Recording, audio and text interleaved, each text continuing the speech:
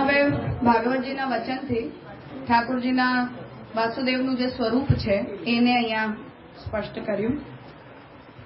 હવે આગળ એ વિષયમાં પૂર્વ પક્ષ ઉપસ્થિત કરી રહ્યા છે કે નનુ ઈદૃશાની વચનાની અન્ય દેવ પ્રાધાન્ય પ્રતિપાદકેષુ પુરાણાંતરેષુ અન્યેષામપી દેવાનામ વિષય ઉપલભ્યંત. કે હવે આવા જે વચનો છે કે ભગવાન જ બધું બને છે એ પ્રકારના વચનો અન્ય દેવતાઓના સંબંધમાં અન્ય પુરાણોની અંદર પણ પ્રાપ્ત થાય છે. તો ભાગવત વૈષ્ણવ પુરાણ છે એટલે વાસુદેવ પરક કહ્યું છે, પણ શિવ પુરાણ હોય, દેવી ભાગવત હોય કે અન્ય પુરાણો હોય તો એમાં અન્ય દેવતાઓ બધું બન્યા છે આ જ રીતે એવું પણ ડિસ્ક્રિપ્શન આપણને મળતું જ હોય છે. ઇતિ ન ઇહ દેવતા વિશેષસ્ય મહાત્મ પ્રતિપાદને વરહ. એટલે ભાગવતના આ વચનને કૃષ્ણ માત્રના મહાત્મ્યનું નિરૂપણ કરનારું વચન છે એવું કહીને પ્રમાણ ન માનવું જોઈએ. કિમુત દેવ વિશેષ સંબંધી રૂપ નામ લીલોપહિતમ બ્રહ્મૈવ શાખા અરુંધતિ ન્યાયેન તાત્પર્ય વિષયીભૂતમ. શંકરાચાર્યજીની જેમ કે આપણે એવું સમજવું જોઈએ કે બધા જ દેવતાઓ જે છે એ બધા જ આ રૂપોને ધારણ કરતા જ હોય છે બધા પુરાણોના પ્રમાણે વચન પ્રમાણે. એટલે દેવ વિશેષના સંબંધમાં નામ રૂપ અને લીલા સહિત બ્રહ્મ જ શાખા અને અરુંધતિ ન્યાયથી દેવરૂપ બન્યા છે પોતાનામાં ધ્યાન સિદ્ધ કરાવવા માટે ઉપયોગી થાય એ માટે. શંકરાચાર્યજીની પ્રક્રિયા પ્રમાણે કે દેવતાઓનું ઉપાસન કરીએ તો આપણી અંદર કોઈ પ્રકારની શક્તિઓ ડેવલપ થાય, ચિત્ત એકાગ્ર તમે કરી શકો, ચિત્ત શુદ્ધિ થાય, ઇન્દ્રિયોની અંદર સંસાર શક્તિ થોડી ઘટી જાય. તો એ બધી બેસિક પ્રેક્ટિસ જે છે એ ઉપાસનાની પ્રક્રિયામાં કરી લેવાની, પછી બ્રહ્મનું ધ્યાન કરવાનું. એટલે ભાગવતનું પણ જે આ વચન છે એ ભક્તિયોગ પરક છે, બ્રહ્મ પ્રાપક છે, આનંદ ધર્મભૂત છે. આવું આનો અર્થ લેવાની આવશ્યકતા નથી, કેમ કે અન્ય પુરાણોમાં બીજા દેવતાઓ માટે પણ આવા જ બધા વચનો મળી જ જાય છે. એટલે શાખા અરુંધતિ ન્યાય પ્રમાણે જેમ અન્ય દેવતાઓનો ઉપયોગ અન્ય પુરાણોમાં કહેલો છે એવી જ રીતે ભગવાનનો પણ ઉપયોગ આ જ રીતે શાખા અરુંધતિ ન્યાયથી જ્ઞાનની સિદ્ધિ માટે કરવો જોઈએ એવું જ સમજવાનું. તો તાત્પર્ય વિષયીભૂતમ પુરાણાનામ વેદાર્થોપ બ્રહ્મણાર્થત્વાત. કેમ કે પુરાણોનું જે પ્રયોજન છે એ વેદના અર્થનું ઉપબ્રહ્મણ કરવું છે, વિસ્તાર કરવો છે. વેદની અંદર જે સિદ્ધાંત કહેલા હોય એ વેદના સિદ્ધાંતોનો વિસ્તાર કરવો એ જ પુરાણોનું પ્રયોજન છે. તો એમાં ભાગવત પુરાણની કોઈ એવી વિશેષતા નથી. બધા પુરાણોની જેમ ભાગવતના અર્થને પણ એ જ રીતે આપણે સ્વીકારવું જોઈએ કે વેદાર્થનું ઉપબ્રહ્મણ કરવા માટે બ્રહ્મના જેટલા પણ ધર્મો છે એ બધા વાસુદેવની અંદર કહેવાઈ રહ્યા છે.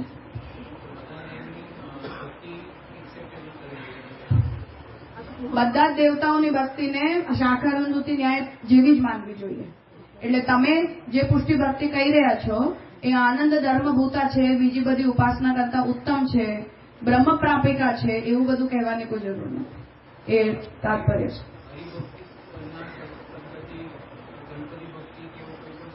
હા, અન્ય પણ કોઈ કરે તો એમ શાખા અરુંધતિ ન્યાયથી છે, તમે કરો છો એ પણ શાખા અરુંધતિ ન્યાય પ્રમાણે જ છે. એવું એટલે પ્રશ્ન ઉપસ્થિત થયો કે આ વચનથી જો તમે એવું સિદ્ધ કરવા માંગતા હો કે વાસુદેવ પરક ભક્તિ આનંદ ધર્મભૂતા છે તો આવા વચનો અમે શિવપુરાણમાંથી પણ લાવી જ શકીએ છીએ.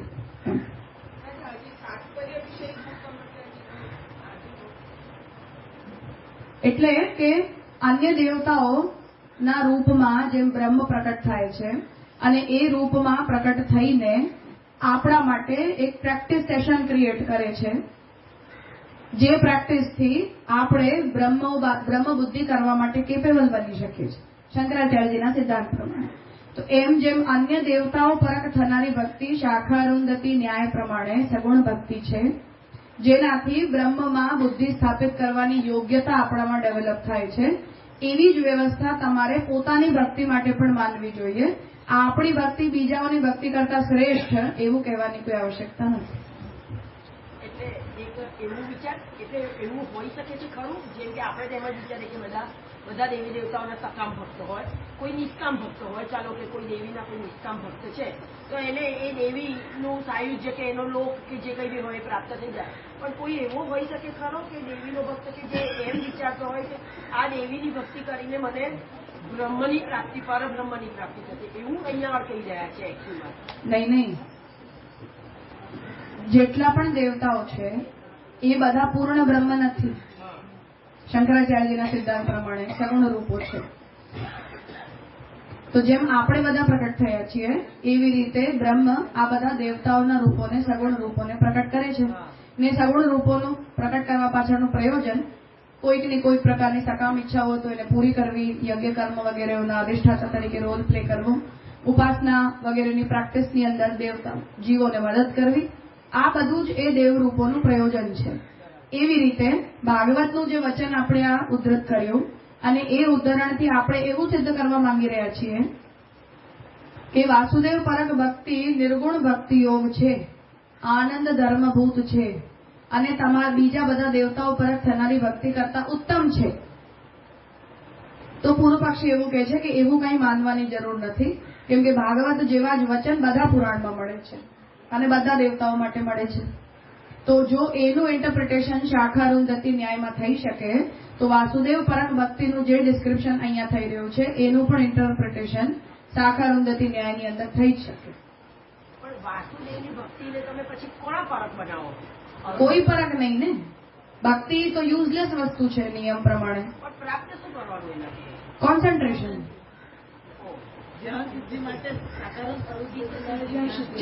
ચિત્ત તમારું લાગી જાય. હવે રિપ્લેસમેન્ટ. એ રીતે કહી શકાય કે જે પુરાણોમાં અન્ય દેવતા માટે જે ઉપાસના વગેરે જે લખાડ્યું છે એ જ રીતે એ લોકોનું કહેવું એમ છે પૂર્વ પક્ષીનું કે ભાગવતજીમાં કૃષ્ણ માટે તમારી ઉપાસના છે, આપણી ઉપાસનાને આપણા માટે પુરાણ એની પ્રશંસા કરી છે, જેમ ત્યાં કરી છે એમ અહીંયા પણ કરી છે. કેમ કે ભાગવત પુરાણ કૃષ્ણ સંબંધી છે એટલા માટે. હા, વૈષ્ણવ પુરાણ છે એટલે વિષ્ણુની કરી, શિવ પુરાણ મહાદેવજીની કરશે. તો એમાં ભાગવતના પ્રામાણ્યથી એવું થોડી સિદ્ધ થઈ જાય. અમે કેમ માની લઈએ?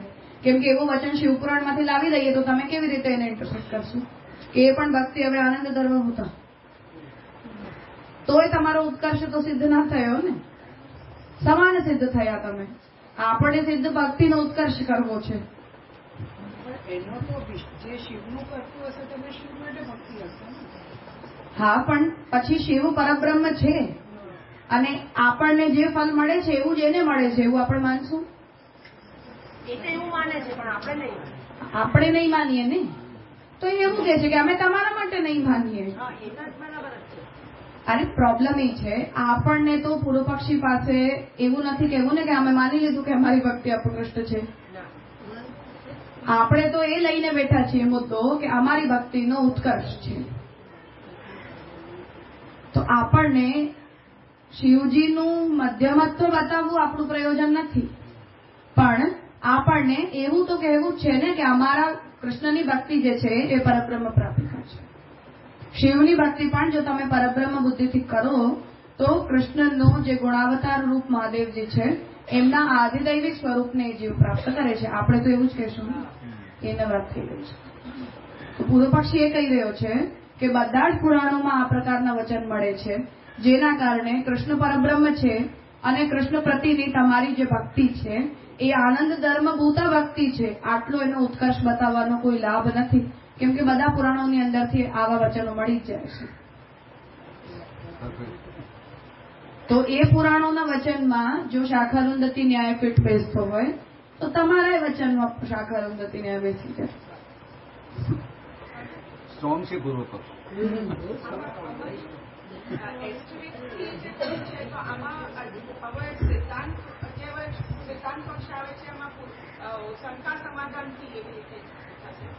હમણાં આપણે બીજું કઈ નથી વિચારી રહ્યા, હરિ વિષયકા ભક્તિ એના ઉપર જ ચાલી રહ્યું છે. શંકા થઈ.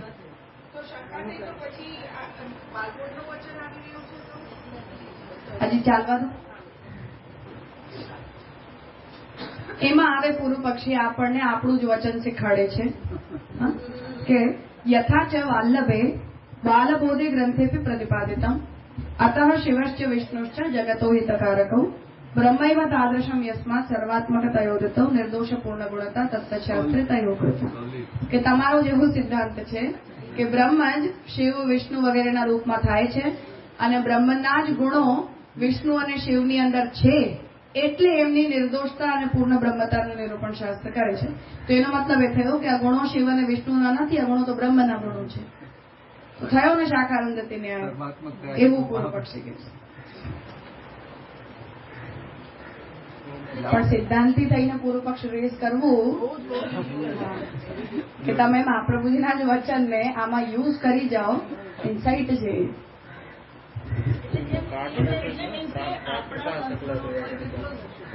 એટલું સોલિડ રીતે જે પ્રતિપાદિત કર્યું છે, કારણ કે અહીંયા બ્રહ્મ અરે વિષ્ણુ અને શિવને નિર્દોષ પૂર્ણ ગુણ કયા, સર્વાત્મક કયા કયા, એટલે હવે તમે એકદમ ફસાઈ ગયા. ખરાબ રીતે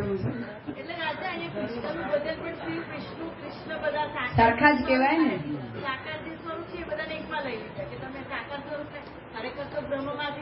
હા, તો અહીંયા જેમ શિવ અને વિષ્ણુના બધા ગુણો એમના પોતાના ગુણ નથી, પણ બ્રહ્મના ગુણો હોવાને કારણે આમને પરબ્રહ્મ કહેવાયું છે. આ જવાબ તો આપણો છે. તો હવે એનો મતલબ એ થયો કે બધા દેવતાઓમાં દેખાતા ગુણ બ્રહ્મના ગુણો હોય છે, દેવતાઓના પોતાના ગુણ નથી. તો કોની ઉપાસના કરવી જોઈએ? બ્રહ્મની કરવી જોઈએ, દેવતાઓની ના કરવી જોઈએ. એવો જ તો નીકળે ને. શ્યામ કાકાને જઈને ને કહેજો કે સારું ફસાવો છો ટીકામાં, હું કહેજો. એમાં શું થયું?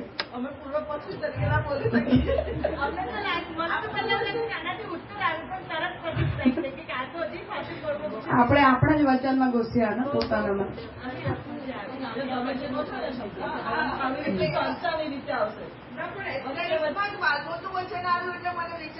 હા, તો આપણે આપણો જ વચન પૂર્વ પક્ષી યુઝ કરી રહ્યો છે કે તમારા જ અમે શંકરાચાર્યજી બનીને ન બોલીએ, પણ તમારો જ બાલબોધનું વચન લાવીએ તો પણ આ જ વાત પ્રૂફ થાય છે. એવું કે શંકરાચાર્યજીનું વચન આવે તો કે ના ના તમે તો બીજા, પણ મહાપ્રભુજીનું જ વચન આવે તો આપણને બોલવું પડે ને. સાચી વાત છે.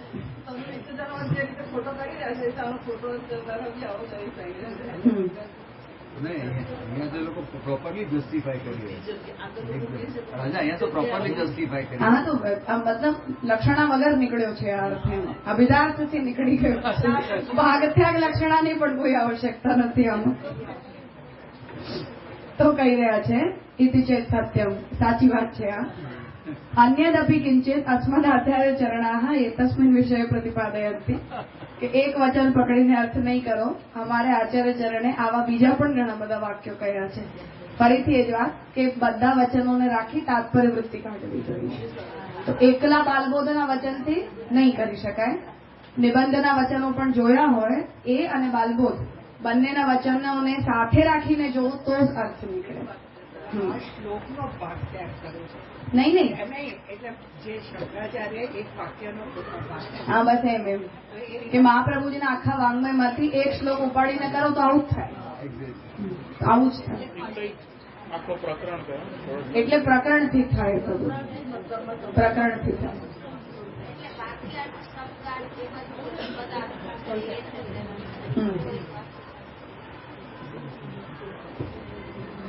આવું જે થાય છે ને આ સોશિયલ મીડિયાનો પૂરો પક્ષ છે. આવું હમણાં રિસેન્ટલી જ આવું થયું મારી સાથે કે આપણા કોઈક વૈષ્ણવોનો પરસ્પર બીજા સંપ્રદાયવાળાઓ સાથે કોઈક વાદ ચાલી રહ્યો હતો. એમાં એ લોકોએ મારા જ વચન આપણા સંપ્રદાયના વ્યક્તિના સામે યુઝ કર્યા. પણ એ 1.5 કલાકની પ્રશ્નોત્તરીનો 3 મિનિટના મારા વાક્યો હતા. 1.5 કલાકનો જે ટોપિક મેં એક્સપ્લેન કર્યો હતો એમાંથી 3 મિનિટ કટ કરી અને આપણા જ સંપ્રદાયના વ્યક્તિના સામે મારા જ શબ્દો યુઝ કરવામાં આવ્યા. એ કઈ ચર્ચા કરી રહ્યા હતા ને એમણે એવું કીધું કે ના તમે તો વિદેશ રહો છો ને, તો તમારા સંપ્રદાયના આચાર્ય એવું કહે છે કે વિદેશમાં રહેનારો હિન્દુ ના કહેવાય, એટલે તમારે અમારી સાથે ચર્ચા કરવા નહીં આવવાનું. જેન્યુઇનલી મેં આ વાત કહી હતી. આ સિદ્ધાંતમાં કંઈ ખોટું પણ નથી. પણ અન્ય સ્થાન ઉપર રહેનારો વ્યક્તિ વૈષ્ણવ ના કહેવાય એવું મેં નતું કહ્યું. આ ભાગત્યાગ લક્ષણાનો આ ખેલ છે. તો મારા જ વચનો એમના જ અગેન્સ્ટ યુઝ કરવામાં આવ્યા. તો 1.5 કલાકનું પ્રવચન છે, એમાં તમે 3 મિનિટ યુઝ કરી રહ્યા છો. એવું પણ કે આખું સાંભળો. હા, પણ એવું ના કરે કોઈ.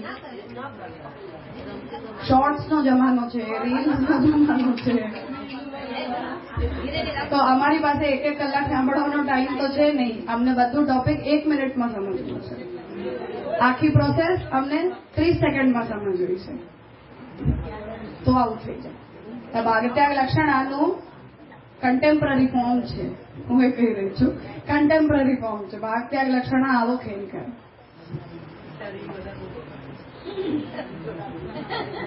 મમ્મી બધી જગ્યાએ થાય. એક વાક્ય કાઢીને કર્મણ્યવાધિકાર તેમાં ફળ લેશું કદાચ ચાલે. તમે જે કર્મ કરો એ કર્મ કર્યા કરો, એમાં ફળની આશા નહીં રાખો. પણ કર્મ શું, કયો કર્મ, તેના આગળ પાછળના શ્લોકનો કોઈ કોન્ટેક્સ્ટ નહીં. આવું આ બધું ભાગત્યાગ લક્ષણ જ છે. શંકરાચાર્યજી સંપ્રદાયના નામ પર ખાલી બદનામ થઈ ગયા, પણ આપણી આજુબાજુના 90% લોકો ભાગત્યાગ લક્ષણ જ કરે છે. ભાગત્યાગ લક્ષણ જ કરે છે. હા, બધા જ વસ્તુમાં આપણી આજુબાજુના 99% લોકો ભાગત્યાગ લક્ષણ જ કરે છે. કોન્ટેક્સ્ચ્યુઅલ એનો કોઈ સંદર્ભ જ નથી હોતો કે ભાઈ ભગવાન 4થા અધ્યાયમાં જયારે આ વચન કહી રહ્યા છે તો આગળના 3 અધ્યાયોનું શું. ગીતા આખું શાસ્ત્ર છે, તમે એને આમ કટશોર્ટ ના કરી શકો. જેમ શ્યામગંગાજી હંમેશા આજ્ઞા કરે કે દશમ સ્કંદને તમે ભાગવતમાંથી કટશોર્ટ ના કરી શકો. તો જે નિરોધ પ્રકરણ ચાલી રહ્યો છે એ કોનો નિરોધ, જેનો ઈશાનું કથાની અંદર વર્ણન થયું, એ તો મહાપ્રભુજીની સંગતિ બતાવે છે. તો નવમ સ્કંદ વગર દશમ સ્કંદ ઉપર તમે જમ્પ કરી કેમ? તમે પરબ્રહ્મ ના તમારી બુદ્ધિ ડેવલપ જ કેવી રીતે થાય? આ ભાગત્યાગ લક્ષણ જ છે આ બધી જ. તો પુષ્ટિમાર્ગી થઈને શંકરાચાર્યજીને ગાળો આપો, પણ એકલું દશમ સ્કંદ ઉપર તમારો જોર હોય તો એ પણ ભાગત્યાગ લક્ષણ જ છે. Shankaracharya is not doing anything else. તમે પોતાને એ જ લેવલ ઉપર રાખીને પછી શંકરાચાર્યજીને જજ કરવાનું ને. હા, બસ એટલું જ. વેણુ ગીત અને એટલું જ બસ. આખી ગીતાજીમાં કેટલું ભક્તિ યોગ ને પુરુષોત્તમ યોગ, બાકી બધું ફરજી. તો ભાઈ વિશ્વરૂપ દર્શન યોગમાં પુરુષોત્તમ યોગનો ઉપક્રમ છે, વિભૂતિ યોગમાં એનો ઉપક્રમ છે નહીં. આ બધી જ ટેન્ડન્સી ભાગત્યાગ લક્ષણ છે એવું કહું છું. એક પ્રોસિજરને કોઈ ફોર્મલી યુઝ કરી રહ્યો છે એટલે વ્યક્તિ બદનામ થઈ ગયો, પણ આ બધું જ કરવું ભાગત્યાગ લક્ષણ છે. ને એનો આ દુષ્પરિણામ અનર્થમાં પ્રગટ થાય છે, જે આપણે જોઈ રહ્યા છીએ. એવું મહાપ્રભુજી પણ ક્લેમ કરી રહ્યા છે કે તમે કરી રહ્યા છો એમાં આવું અનર્થ પ્રગટ થાય છે. અમને હંસાબેન હમણાં ઉદાહરણ પત્રમ પુષ્પમ ફલમ તોયમ, એટલે એનો મતલબ એમ થયો કે અમારાથી આટલું જ થશે જીવતું. તો બધા એમ કહ્યું કે અમે મિસ્ત્રી પોક કરીએ છીએ. ઠાકોરજી કહ્યું જ છે ગીતાજી. સાચી વાત છે. તો આ તો આર્ગ્યુમેન્ટ 100 વાર આવી ગઈ છે ઓલરેડી. આ ભાગત્યાગ લક્ષણ જ છે કે આ જે બુદ્ધિ છે ને એ માયાવાદ જ છે, શુદ્ધ માયાવાદ. એમાં એમણે ગળામાં શંકરાચાર્યજીની કંઠી પહેરવાની જરૂર નથી, એના વગર માયાવાદ છે. એમાં તો ભાગત્યાગ લક્ષણ પણ ખરી અને પોતાના રીતે અર્થનું ઘટન કરવું પણ બંને વસ્તુ સાચું. 2 પ્રોબ્લેમ છે. તો અહીંયા એ કહી રહ્યા છે કે બાલબોધના વચનનો આવો જ અર્થ છે, એ સાચી વાત છે. પણ આ વિષયમાં મહાપ્રભુજીએ બીજું પણ ઘણું બધું કહ્યું છે. તો એને કહી રહ્યા છે કે તથાહિ યજ્ઞ રૂપો હરિ પૂર્વકાંડે બ્રહ્મતનુ પરે અવતારી હરિ કૃષ્ણ શ્રી ભાગવત ઈર્યતે સૂર્યાદિ રૂપદ્રવ બ્રહ્મકાંડે જ્ઞાનાંગમીર્યતે પુરાણેષ્વપि સર્વેષુ તત્તદ્રૂપો હરિ તથા ભજનમ સર્વરૂપેષુ ફલસિદ્ધ્યૈ તથાપિતુ આદિમૂર્તિ કૃષ્ણ એવ સેવ્ય સાયુજ્ય કામ્યય. હવે બાલબોધનું આ વચન અને આ વચન 2 સાથે રાખીને અર્થ કરો. બાલબોધનું વચન અને આ વચન સાથે રાખીને અર્થ કરો અને એવો અર્થ કાઢો કે જેનાથી બાલબોધનું વચન પણ ખોટું ના થાય અને નિબંધનું વચન પણ ખોટું ના થાય. એ તમારી તાત્પર્ય વૃત્તિ છે. જે થિયરી મહાપ્રભુજી વેદ, ગીતા, ભાગવત અને બ્રહ્મસૂત્રમાં યુઝ કરી રહ્યા છે કે ગીતાજીનું એક વચન ઉપાડો, ભલે ઉપાડો, પણ એનાથી શ્રુતિના એક પણ વચનનો વિરોધ થવો ના જોઈએ. તો તમારી તાત્પર્ય વૃત્તિ બરાબર છે. તો હવે બાલબોધના વચનની પેરાફ્રેઝિંગ આ વચનની સાથે કરો કે યજ્ઞરૂપ પૂર્વકાંડમાં ભગવાન થયા છે. બ્રહ્મતનુ બ્રહ્મના રૂપમાં ઉપનિષદો ઉત્તરકાંડમાં જેનું વર્ણન કરે છે એ પણ એ જ તત્વ છે અને એ જ અવતારી હરિકૃષ્ણનું નિરૂપણ શ્રી ભાગવત પણ કરે છે. તો બ્રહ્મ, પરમાત્મા અને ભગવાન આ 3 તત્વ છે. સૂર્યાદિ રૂપદ્રુપ બ્રહ્મકાંડે જ્ઞાનાંગમ ઈર્યતે. જ્ઞાનના અંગ રૂપમાં જે તત્વ જ્ઞેય તત્વનું નિરૂપણ છે એ પણ ભગવાન છે. સૂર્ય આદિ દેવતાઓના રૂપમાં જેનું ઉપાસન શાસ્ત્ર બતાવે છે એ રૂપ પણ બધા ભગવાનના જ રૂપો છે. પુરાણેષ્વપી સર્વેષુ તત્તદ રૂપો હરિ તથા.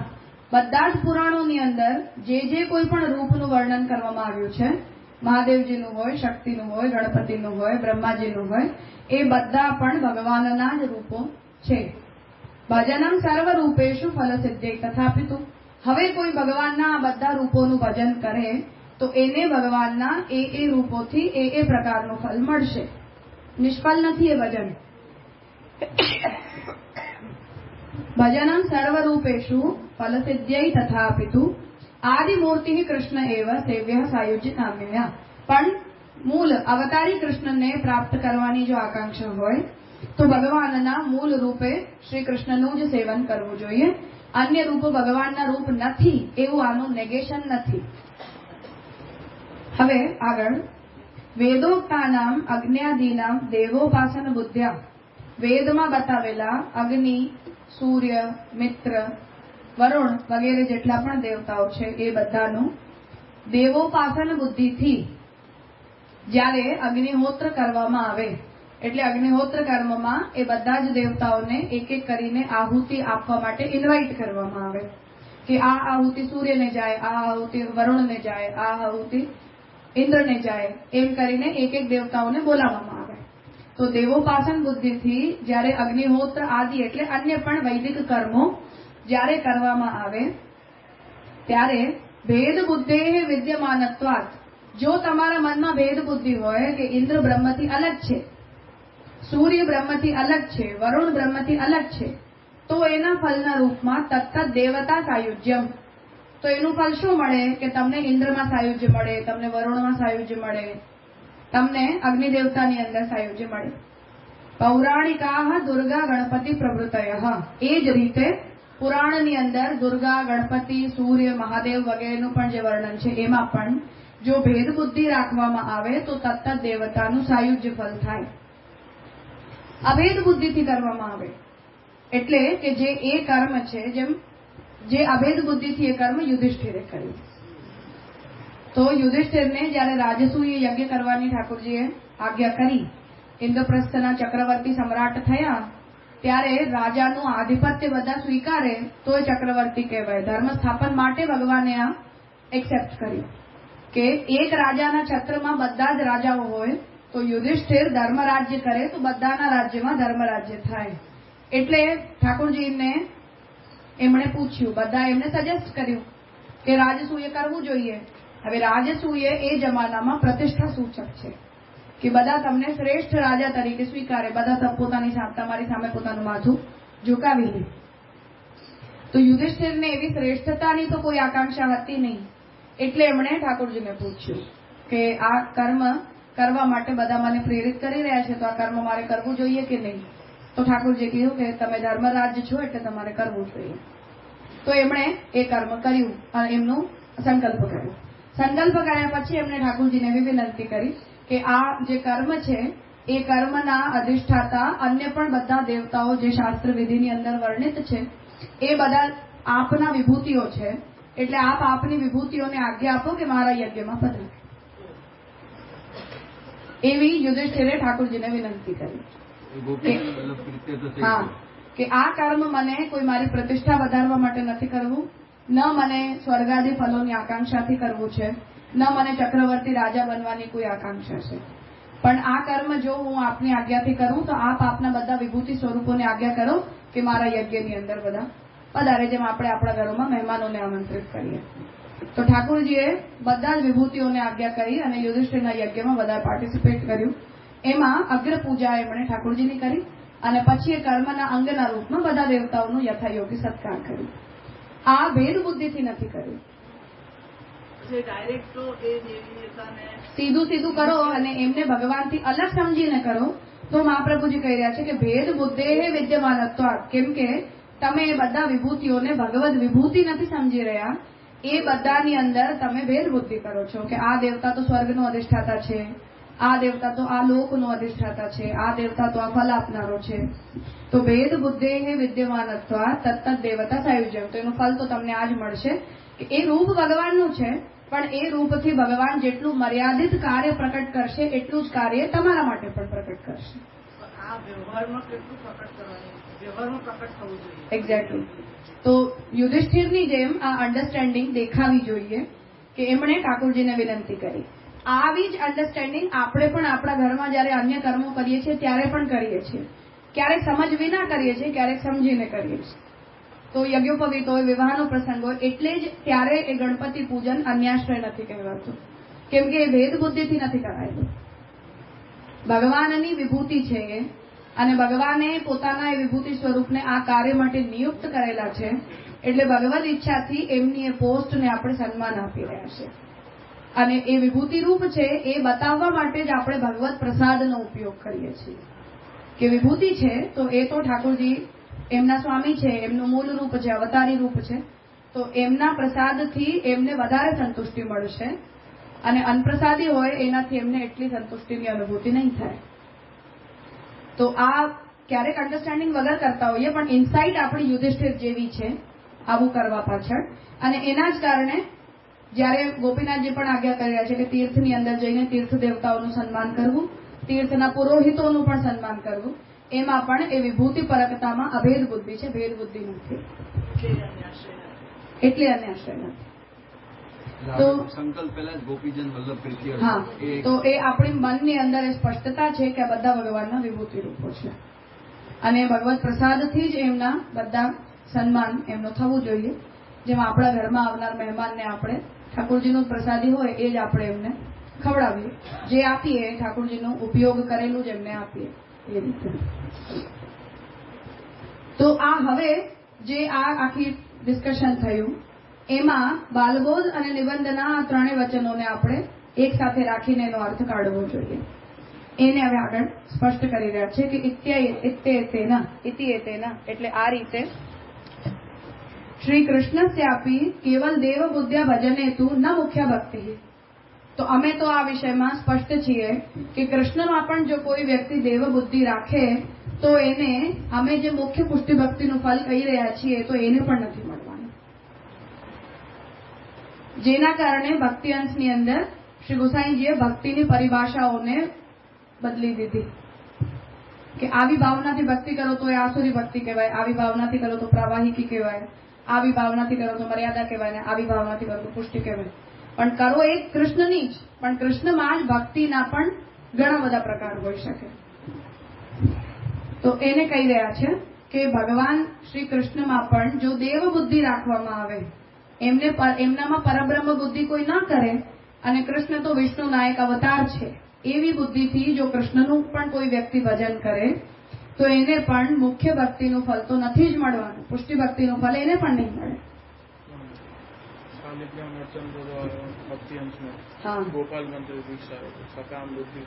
હા, તો કેવલ દેવ બુદ્ધ્યા ભજને તું ન મુખ્ય ભક્તિ. તો કેવલ દેવ બુદ્ધિથી જો કૃષ્ણનું પણ ભજન કરવામાં આવે તો એ પણ મુખ્ય પુષ્ટિ ભક્તિ નથી. કિમુત સર્વોપાદાનતયા, સર્વરૂપતયા, સર્વનામતયા, સર્વકર્મતયા, સર્વફલદાત્રતયા, સર્વફલરૂપતયા ચ ભજને કૃતે સતી. પણ ભગવાન બધાના ઉપાદાન છે, ભગવાન સર્વરૂપ છે, સર્વનામ છે, સર્વકર્મ છે, સર્વ પ્રકારના ફલોના દાતા છે, બધા ફલોના રૂપમાં પણ ભગવાન જ છે. આ બુદ્ધિથી જો તમે ભજન કરો કૃષ્ણનું તો સચ્ચિદાનંદસ્ય બ્રહ્મણ આનંદ ધર્મ રૂપા પુષ્ટિ ભક્તિ વિકસતી. તો જ તમારી અંદર સચ્ચિદાનંદ બ્રહ્મના આનંદ ધર્મભૂત જે પુષ્ટિ ભક્તિ છે એનો વિકાસ થાય. અન્યથા એ સગુણ, મર્યાદિકી, પ્રવાહિકી, આસુરી ભક્તિ જ થાય. એતદ આશયેન એવ, આ જ આશયથી ઉક્તમ નવમી હરિભક્તિમ, આ જ આશયથી શ્રી પુરુષોત્તમજીએ હું હરિભક્તિને નમન કરું છું એવું કહ્યું છે.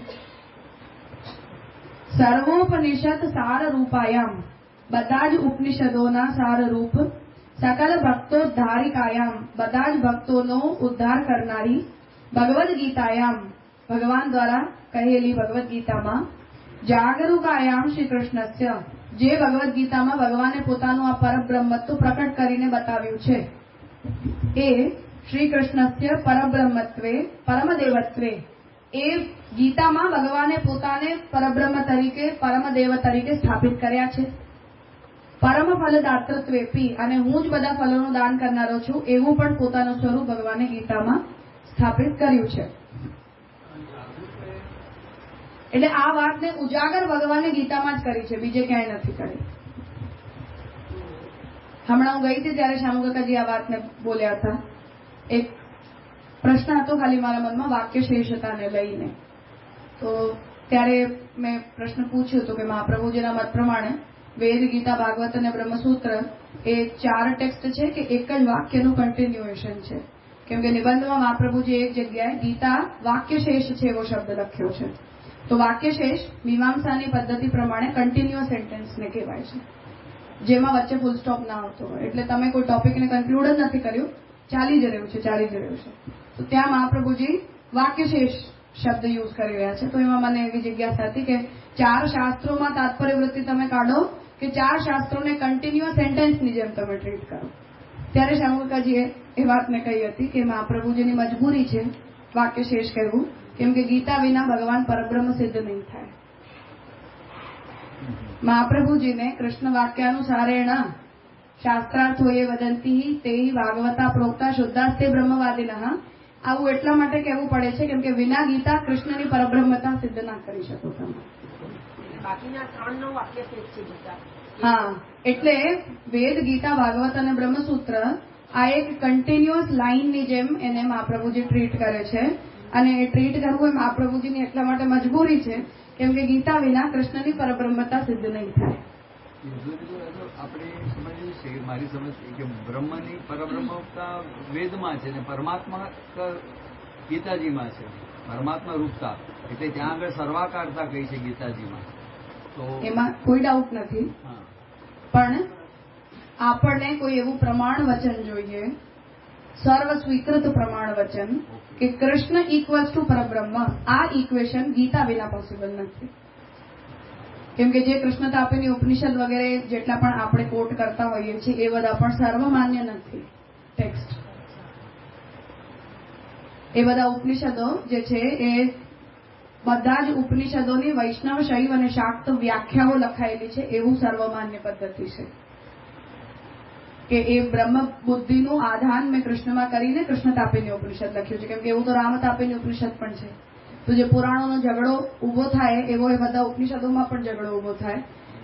કેમ કે રુદ્ર સૂક્ત જે છે એ તો શિવનું પરબ્રહ્મત્વ છે. જે પુરુષ સૂક્ત છે એમ રુદ્ર સૂક્ત જે છે એ તો શિવને પુરુષ સૂક્તની જેમ ડિસ્ક્રાઇબ કરે છે. હવે તમે ઝઘડો બેઠો. તો સર્વમાન્ય ટેક્સ્ટ ગીતા સિવાય એવું કોઈ પણ નથી કે જેમાંથી કૃષ્ણ ઇક્વલ્સ ટુ પરબ્રહ્મ આ ઇક્વેશન તમે ડિરાઈવ કરી શકો. એટલે એ તો ભગવાન એકદમ આમ ખુલ્લે આમ બોલી દે છે ને કે હું તો આ જ છું એવી રીતે.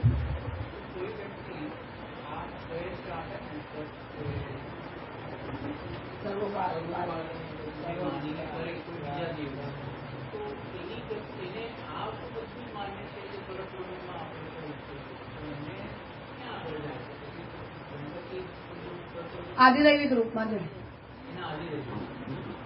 એ ડિસ્ક્રિપ્શન મહાપ્રભુજીએ સર્વનિર્ણયમાં કહ્યું છે કે શિવની દેવ બુદ્ધિથી ઉપાસના અને શિવની પરબ્રહ્મ બુદ્ધિથી ઉપાસના એ બે અલગ અલગ વાત છે.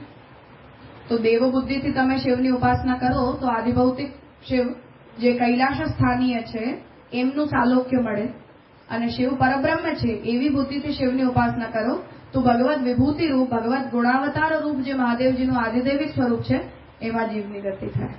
આધ્યાત્મિક સાહિત્ય પણ ના, એ ભાવભેદ મહાપ્રભુજીએ મતલબ બહુ ખુલ્લા દિલથી ત્યાં પણ એક્સેપ્ટ કર્યું છે. મહાપ્રભુજીની ઓપનનેસ છે જેને જેન્યુઇનલી પુષ્ટિ માર્ગીઓએ એપ્રિશિએટ કરવી જોઈએ. અને પરબ્રહ્મત્વ ને પરમ દેવત્વમાં એ કઈ રીતે બ્રહ્મત્વ અને દેવત્વમાં શું ભેદ છે? એટલે કે દેવતાઓમાં પણ પરમ છે. એટલે એવું નહીં સમજાય કે બ્રહ્મથી તત્વતઃ અને દેવત્વથી ઉપાસના ભજનીયતાથી એવું નહીં. દેવ તયા કેમ કે ઉપાસન જયારે આપણે કરીએ તો ભગવાનની અંદર પરબ્રહ્મ બુદ્ધિથી ઉપાસન નથી પોસિબલ, દેવ બુદ્ધિથી ઉપાસન પોસિબલ છે. કેમ કે ઉપાસનાની જે પ્રક્રિયા છે એ દેવત્વને કન્સિડર કરે છે, બ્રહ્મત્વને કન્સિડર નથી કરતી. તો બ્રહ્મત્વ જ્ઞેય છે, દેવત્વ ઉપાસનીય છે. એના કારણે તો આપણે પુષ્ટિ ભક્તિની પ્રક્રિયાથી કરીએ, પણ જેમ જ્ઞાની ભક્ત હશે એ કૃષ્ણનું જયારે ઉપાસન કરે, કે માનો કોઈ તંત્રોપચારથી કૃષ્ણનું જયારે ઉપાસન કરે, તો તંત્રોપચારથી જયારે તમે કૃષ્ણનું ઉપાસન કરો તો પ્રક્રિયા તો દેવત્વની જ છે ને. એમાં તમારી બુદ્ધિ એ છે કે આ કૃષ્ણ પરબ્રહ્મ છે, અને એમાં પરમ દેવત્વનું અધિષ્ઠાન કરીને તમે ઉપાસન કરી રહ્યા છો. એ પ્રક્રિયાની મર્યાદા છે. કેમ કે પરબ્રહ્મની ઉપાસના આ ટર્મમાં બંનેની પરિભાષાઓમાં પાછો નિકૃષ્ટ લક્ષણ વાળી પ્રોબ્લેમ ક્રિએટ થાય છે કે બ્રહ્મ તો જ્ઞેય છે, ઉપાસ્ય નથી.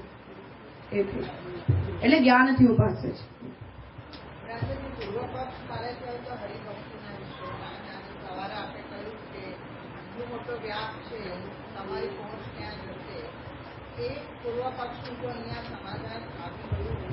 નથી આવ્યું.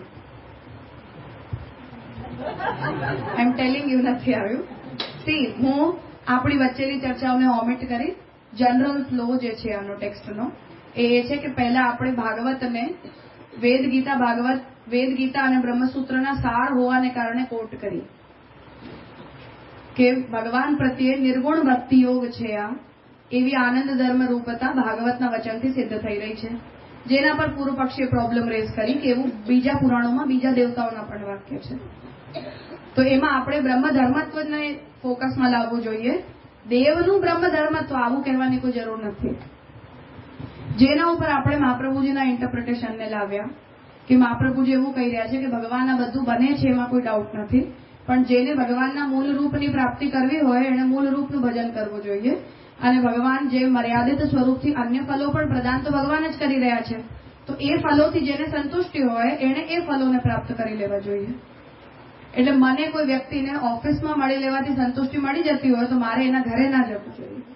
તો મને એવું થતું હોય કે નહીં, એ તો પર્સનલ સંબંધ અમારા હોવા જોઈએ કે હું એના ઘરમાં જઈ શકું, તો ઇટ ઇઝ સમથિંગ ઇન્ટિમેટ. તો ભગવાન ઓફિસમાં બિરાજીને એને તો બધું જ આપી શકે છે તમને. તો તમે એનાથી ખુશ થતા હો તો ત્યાંથી તમને મુક્તિ પણ મળી જશે. ગણપતિના રૂપથી ભગવાન કંઈક બીજું પણ આપી દેશે, મહાદેવજીના રૂપથી ભગવાન અન્ય ફલો પણ આપી જ દેવાના છે. પણ આપણને એવું હોય કે નહીં, અમને તો ભગવાનથી હજી પણ ઇન્ટિમેટ સંબંધની અપેક્ષા છે, તો પછી તમારે એનાથી આગળ આવીને કૃષ્ણના સાયુજ્યની કામનાથી કૃષ્ણને અપ્રોચ કરવો જોઈએ. હવે એક ક્વેશ્ચન એ છે કે કૃષ્ણ પરબ્રહ્મ છે, આમાં શું પ્રમાણ? તો કૃષ્ણનું ભજન તમે પરબ્રહ્મ બુદ્ધિથી કરો, એમ તો મહાદેવજીનું ભજન પરબ્રહ્મ બુદ્ધિથી કરી લેવાય. પણ હવે વસ્તુતઃ મહાદેવજી પરબ્રહ્મ છે કે કૃષ્ણ પરબ્રહ્મ છે? આને સિદ્ધ કરવા માટે આપણી પાસે ગીતા સિવાય કોઈ ઓપ્શન નથી.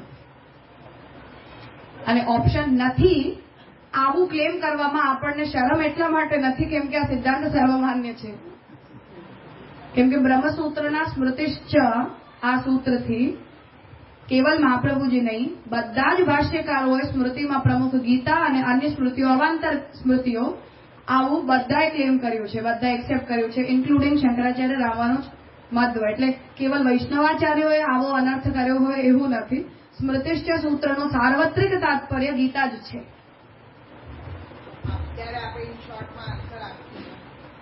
નથી, હજી પણ ભક્તિવાળા સ્કોપ ઉપર આપણે નથી આવ્યા. હજી તો હરિ ઉત્કર્ષ છે એટલા પોઈન્ટ ઉપર જ આપણે આવ્યા છીએ.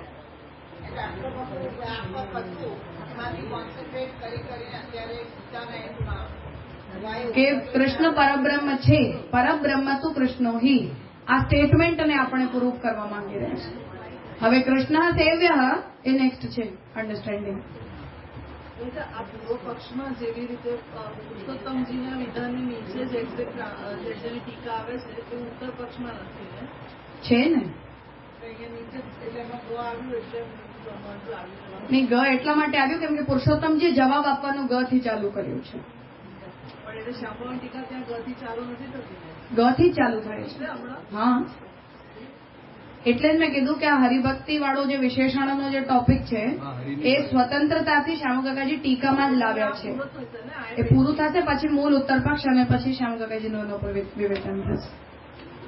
દાદા હમણાં આપણે એવું કહ્યું કે ઉપનિષદો લખ્યા, તો ઉપનિષદો કેમ લખાય? એ તો વેદનો અંતભાગ એટલે ઉપનિષદ, એમ આપણે નથી કહેતા? અરે અકબરના પીરિયડમાં અલ્લાહ બ્રહ્મ છે એવો ઉપનિષદ આપણે ત્યાં લખાયો છે. ના, એટલે લખાયેલા ઉપનિષદો જુદા અને વેદના પાઠ રૂપ જે છે એ જુદા. હા હા, એવું આટલા લાંબા પીરિયડમાં ડેવલપમેન્ટ આપણા ધર્મમાં કોઈ નવી વાત નથી. પછી કન્સિડર કેવી રીતે, શું કરવાનું? એટલે જ આપણને બધા આચાર્યોને ટાઈમલાઈન પ્રમાણે રિફર કરવા પડે કે કયા આચાર્યને કયા સમયે વેદની કઈ શાખા અને કયો ઉપનિષદ અવેલેબલ થયો છે. કેમ કે જેમ આત્મજ્ઞાન પૂર્વસ્તુ સુદૃઢ સર્વતોદિક સ્નેહો ભક્તિ, આ વચન મહાપ્રભુજી કહી રહ્યા છે કે પંચરાત્રોક્ત છે. પુરુષોત્તમજી પણ લખી રહ્યા છે કે પંચરાત્રોક્ત છે. મધ્વાચાર્યજી પણ સેમ વચન મહાપ્રભુજીની પહેલા કોટ કરી રહ્યા છે, એ પણ લખી રહ્યા છે કે આ પંચરાત્રોક્ત છે. પણ આપણને હવે જે નારદ પંચરાત્ર મળે છે એમાં વચન છે જ નહીં. એટલે આ નારદ પંચરાત્ર કંઈક બીજું લખાયેલું છે, કાંઈક થયું છે એમાં વચ્ચે. તો પછી કેવી રીતે પહેચાન થતી હશે કોઈ જૂના ઉપનિષદોને નવા? એટલે જ કે આ બધા આચાર્યોના વચનોમાં કયા કયા શાસ્ત્રોનું પ્રામાણ્ય એમણે કોટ કર્યું છે એની ટાઈમલાઈનથી એને ડિસાઈડ કરવાનું. કે જેમ શંકરાચાર્યજીએ કોઈ એક વચનમાં કોઈ શાસ્ત્રને કોટ કર્યું હોય તો એનો મતલબ કે શંકરાચાર્યજીને એમના પીરિયડમાં આ વચન પ્રાપ્ત થયું છે એટલે આ ટેક્સ્ટ ત્યારે હતું, એવું કરવું પડે આપણને. જે મહાપ્રભુજી જ કહી રહ્યા છે ને કે વેદની આટલી શાખાઓ મને પણ ઉપલબ્ધ નથી થઈ, તો એનો મતલબ કે મહાપ્રભુજીના પ્રાગટ્યની 16મી સદીમાં એ શાખાઓ લુપ્ત થઈ ચૂકી છે. હવે મહાપ્રભુજીના પહેલાના આચાર્યોને કન્સિડર કરી લો, એવી જ રીતે કરવું પડે છે. બાકી આપણે ત્યાં કોઈ પણ બ્રાહ્મણોને પૈસા આપીને એની પાસે એક ઉપનિષદનું લેખન કરાવડાવી લેવું, પછી એને છપાવીને સર્ક્યુલેટ કરી દેવું, આ જૂના જમાનામાં કોઈ મોટી વાત નથી, આજે પણ નથી. એટલે ભવિષ્ય પુરાણ ને આ બધાનો ફરજીવાળો એના જ કારણે છે. આપણા બધા લોકો ભવિષ્ય પુરાણમાં મહાપ્રભુજીનું નામ છે. એ ભાઈ આપણું જ કોઈ આજે મને પણ સંસ્કૃત આવડે છે, હું એક શ્લોક લખીને છપાઈ દઉં તો કોને ખબર પડે? મારું નામ લખીને હું લખી દઉં તો કોને ખબર પડે? આપણા શાસ્ત્રોમાં આવું અલ્ટરેશન કોઈ મોટી વાત નથી. મને એક વાત નથી સમજાતી કે જયારે મહાપ્રભુજીનું નામ કરતા હતા ને, જયારે આપણે વિદ્યાપીઠની શરૂઆત વખતે, ત્યારે એ આવ્યું કે વેદ પુરાણ જે છે એ મહાપ્રભુજીના જ ગુણગાન ગાય છે. તો એ કયા અર્થમાં, આવી રીતે કે પછી વાસ્તવિક રીતે? નહીં, એ આપણે સેવક છીએ એ બુદ્ધિથી આપણે આચાર્યનું ગુણગાન કરી રહ્યા છીએ. અતિશયોક્તિ અલંકાર સિવાય આમાં કંઈ પણ નથી. હા, અતિશયોક્તિ અલંકાર સિવાય આની અંદર બીજું કંઈ નથી. એ વખત મને સમજાય. એના સિવાય એમાં આમાં કોઈ તથ્ય નથી.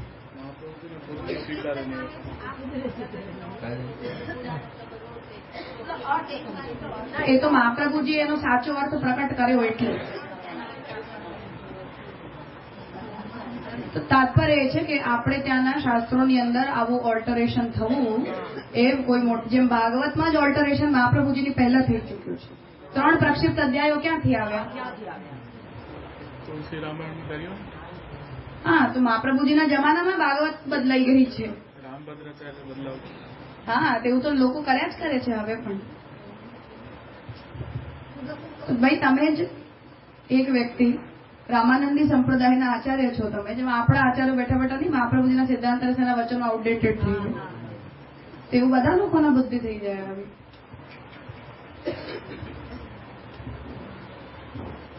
ભાઈ અકબર આપણે ત્યાં વૈષ્ણવ થઈ ગયો, લેટ છે. ત્યાં વાર્તાઓમાં ઓલ્ટરેશન ના થઈ ગયું આપણે ત્યાં 500 વર્ષના ઇતિહાસની અંદર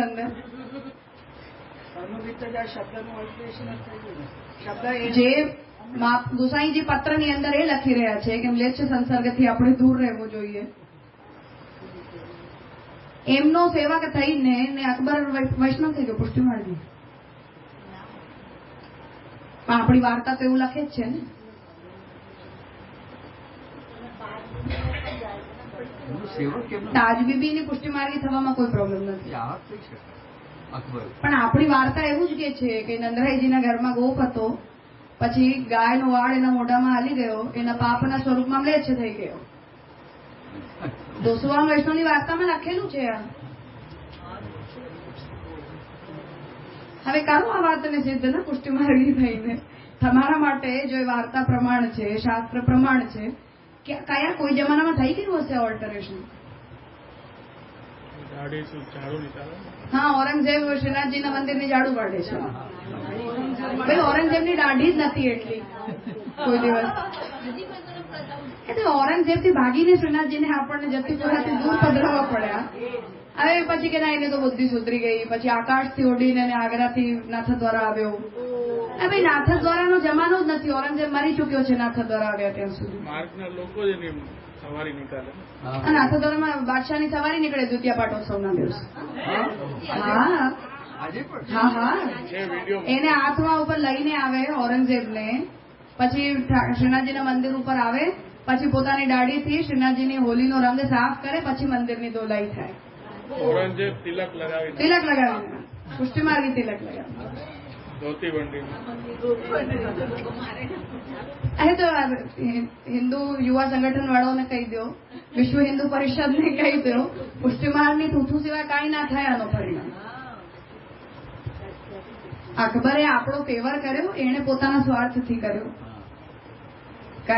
ઇતિહાસમાં એને ગુસાઈજીનો ફેવર કર્યું છે. આપણે આપણું એસ્ટાબ્લિશમેન્ટ વ્રજમાં થઈ શક્યું એ અકબરને ધન્યવાદ છે, એમાં કોઈ ડાઉટ નથી. પણ એને એટલે કરવું પડ્યું કેમ કે એના મિનિસ્ટર્સ બધા પુષ્ટિમાર્ગી છે, તો એને કોઈનાથી બગાડવું નથી, એટલે પોતાના સ્વાર્થમાં કરી રહ્યો છે. એમાં વૈષ્ણવ થઈ ગયો, એટલી એની બિરુદાવલી થઈ ગઈ. એટલે અકબરનો જન્મદિવસ મનાવતા થઈ જશે પુષ્ટિમાર્ગો એક દિવસ. તો અક્કલ તો ક્યાંક તો આપણે વાપરવી જોઈએ ને આપણી. એ જ તો હું કહી રહી છું કે મ્લેચ્છ સંસારથી આપણે દૂર રહેવું જોઈએ. એવું કઈ કઈ રાજા છે ગુસાઈજીની પોતાની, આપણે રાજ્યમાં રહેતા હોઈએ તો આપણી પોતાની કેટલી પ્રોબ્લેમ હોય, તો ભાઈ એને તમારે ટાઈમલાઈન પ્રમાણે કન્સિડર કરવું જોઈએ ને. એનો મતલબ એવું થોડી કે અકબરને તમે એટલો પ્રેઝ કરો કે પુષ્ટિમાર્ગી બની છે. હવે આટલો કોમન સેન્સથી સમજાઈ શકે એટલી પણ વાત આપણે બેઠા બેઠા દોસુવાન વૈષ્ણવની વાર્તાના પુનઃ પ્રકાશનમાંથી પણ કઢાવી નથી શકતા. કેમ કે એકવાર પબ્લિશ થઈને માર્કેટમાં આવી ગઈ એટલે એનું પ્રામાણ્ય થઈ ગયું, અને આપણે એને અગેન્સ્ટ બોલી જઈએ એટલે ગોકુલનાથજી અને હરિરાયજીનો દ્રોહ થઈ ગયો. આવું એન્વાયરમેન્ટ છે આપણા સંપ્રદાયનું. અને એના નામ ઉપર આપણા ઉપર ટોન્ટ કસવામાં આવે કે તમે તો વાર્તાને પ્રમાણ નથી માનતા, એટલે ગોકુલનાથજીને નથી માનતા, હરિરાયજીને નથી માનતા. એવી બુદ્ધિ છે. તો ચાલી જ રહ્યું છે, ચાલી જ રહ્યું છે.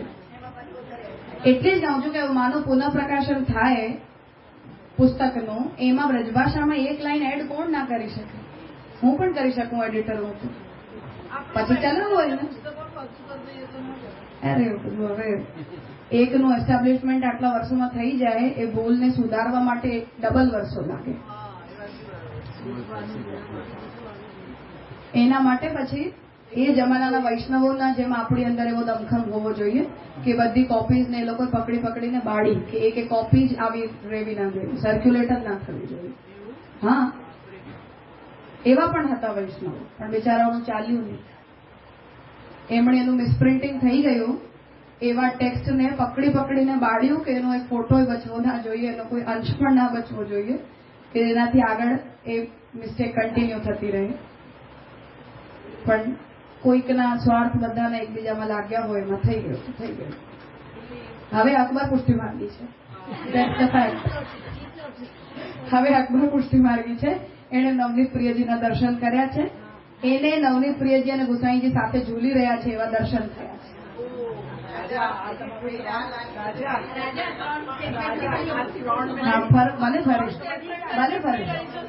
ભલે ભલે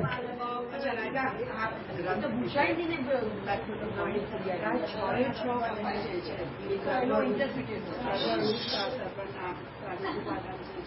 એ 6 હોય કોઈ પણ જીવને એટલે ભક્તિ માટે કૃષ્ણ માટે, પણ એ જો શંકાકારી કરે તો એ પછી પૂર્ણ પુરુષોત્તમ નથી રહેતા, વિભૂતિ છે. રૂપ થઈ જાય છે.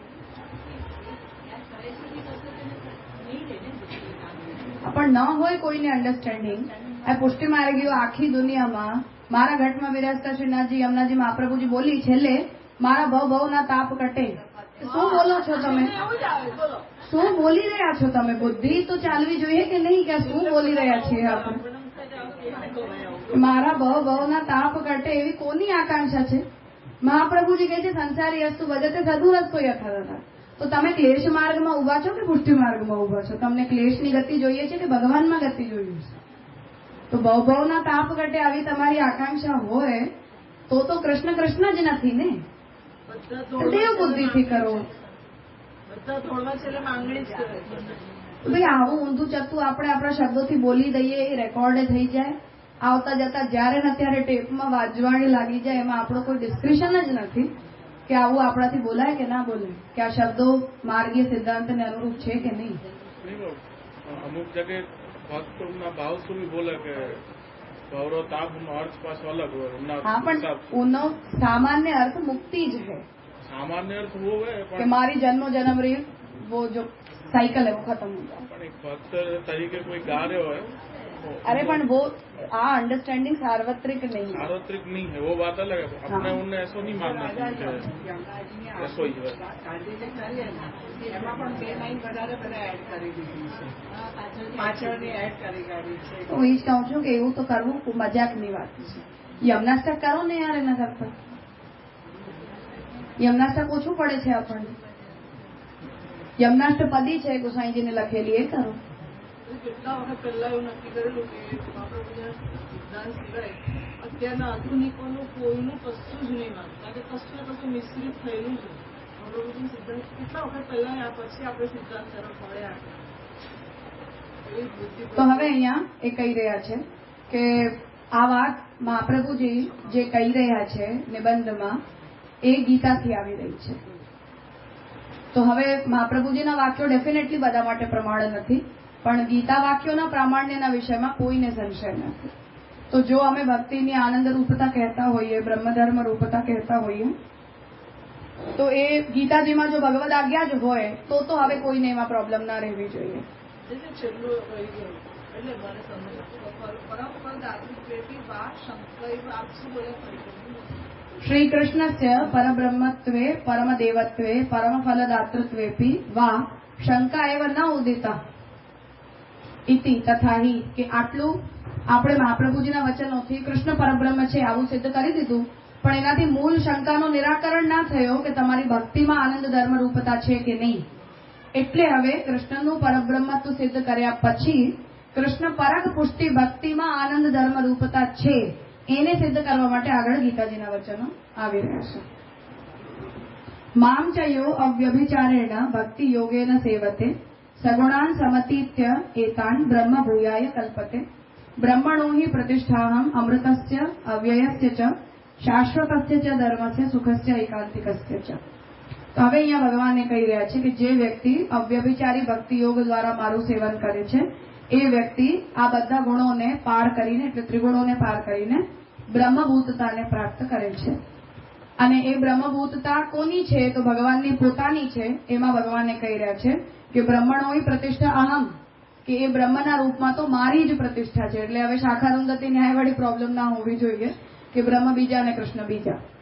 તો બ્રહ્મના રૂપમાં મારી જ પ્રતિષ્ઠા છે અને હું બ્રહ્મના રૂપમાં અમૃત છું, અવ્યય છું, શાશ્વત છું. અને આ પ્રકારનો જે અવ્યભિચારી ભક્તિયોગનો ધર્મ છે એ સુખ અને ઐકાંતિક ભક્તિયોગ છે જેના દ્વારા મારી પ્રાપ્તિ કરી શકાય છે. ઐકાંતિક મતલબ એકમાત્ર ઉપાય છે, એક્સક્લુઝિવ મેથડ છે.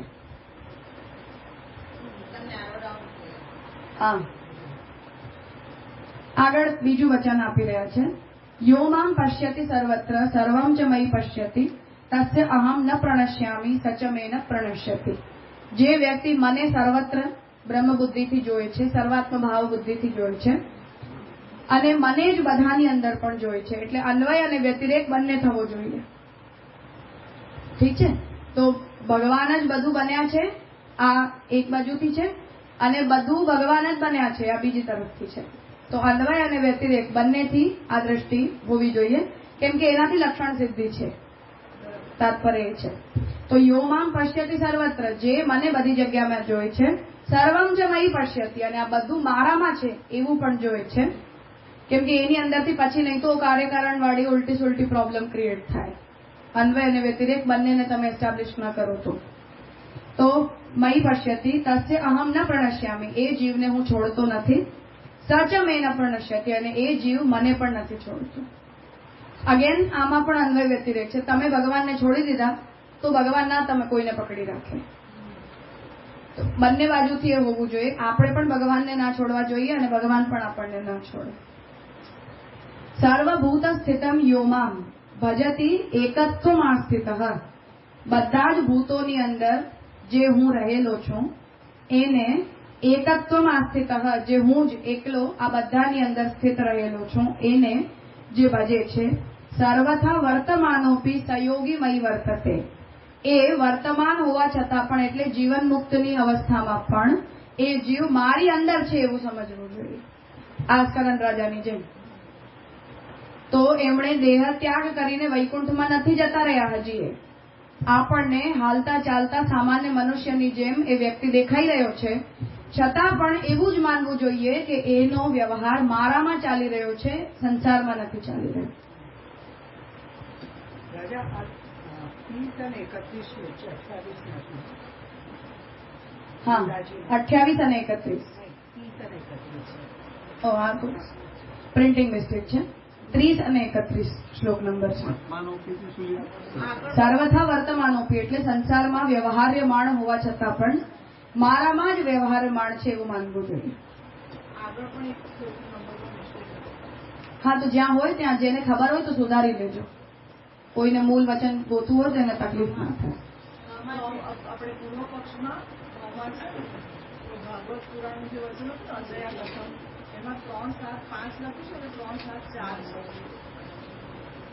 આગળ ત્રીજું ગીતાજીનું વચન તમારું ગ્રુપ છે એની અંદર લખીને આપી દેજો, ટેક્સ્ટની અંદર જે છે, તો એ ત્યાં ને ત્યાં સુધરી જાય.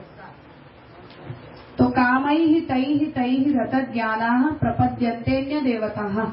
હવે ભગવાન જે આજ્ઞા કરી રહ્યા છે કે જે લોકો અન્ય ફલોને પ્રાપ્ત કરવાની કામના રાખતા હોય એ લોકો અન્ય દેવતાઓનું પોતાની કામનાની પૂર્તિ માટે ભજન કરે છે. જે કામના જે દેવતાથી પૂરી થઈ શકે એવી હોય. યો યો યામ યામ તનુમ ભક્તઃ શ્રદ્ધયાર્ચિતુમિચ્છતિ તસ્ય તસ્ય ચલામ શ્રદ્ધામ તામેવ વિદધામ્યહમ. અને એને હવે જેમ ભગવાન મહાપ્રભુજીએ પુરુષોત્તમ જોશીને કહ્યું કે જ્યાં જેની શ્રદ્ધા એના માટે માર્ગ ઉત્તમ. એ ટોનમાં ભગવાન પણ કહી રહ્યા છે કે જે ભક્તની જે દેવતાની અંદર શ્રદ્ધા હોય અને એ શ્રદ્ધા દ્વારા એ જે કોઈ પણ દેવતાનું અર્ચન કરવા માંગતો હોય એની અચલ શ્રદ્ધાને એ જ દેવતા પરક માનવી જોઈએ. એક્ઝેક્ટ એ ટોનમાં કે કર્મ માર્ગ સારો લાગતો હોય તો કર્મ માર્ગ શ્રેષ્ઠ, જ્ઞાન માર્ગ સારો લાગતો હોય તો જ્ઞાન માર્ગ શ્રેષ્ઠ, એ રીતે. પણ ફલભેદ ભગવાન અહીંયા બતાવી રહ્યા છે કે દેવાન દેવ યજો યાંતિ મદભક્તા યાંતિ મામપી. એક્ઝેક્ટલી જે ટોનમાં મહાપ્રભુજી કહી રહ્યા છે કે આ બધા ભજનમ સર્વરૂપેશુ ફલસિદ્ધિ તથાપિ તું આદિમૂર્તિ કૃષ્ણ એવા સેવ્ય સાયુજ્ય કામ્યા. આ મહાપ્રભુજીનું વચન અને આ ભગવાનનું વચન એક્ઝેક્ટલી સિમિલર છે. તો અહીંયા ભગવાન પણ એ જ વાત કહી રહ્યા છે કે દેવતાઓનું ભજન કરનારા દેવતાઓને પ્રાપ્ત કરે છે અને મારું ભજન કરનારા મને પ્રાપ્ત કરે છે. તો જ્યારે મહાપ્રભુજી સેવ્યા સાયુજ્ય કામ્યા એવી આજ્ઞા કરી રહ્યા છે તો ગીતાજીના જ આ વચનની પેરાફ્રેઝિંગ છે. ઠીક છે, તો કોઈ આક્ષેપ હવે જો મહાપ્રભુજી પર જાય તો ગીતાજી ઉપર જાય. મતલબ એ છે અવ્યક્તમ વ્યક્તિમાપન્યમ મન્યન્તે મામ અબુદ્ધયઃ. હવે આ જે શાખા રૂંધતી ન્યાયવાળી પ્રોબ્લેમ છે એને અહીંયા ભગવાન કહી રહ્યા છે કે અવ્યક્તમ વ્યક્તિમાપન્નમ મન્યન્તે મામ અબુદ્ધયઃ, કે હું અવ્યક્ત વ્યક્તિમાપન્ન થઈ ગયો છું એવું અજ્ઞાની લોકો મારા વિષયમાં સમજે છે. એટલે કે ભગવાન સ્વરૂપતઃ સગુણ થઈ ગયા એવું સમજનારા લોકો અજ્ઞાની છે. તો હું વ્યક્તિમાપન્ન થયા છતાં પણ અવ્યક્ત જ હું છું, આ વાસ્તવિક જ્ઞાન છે.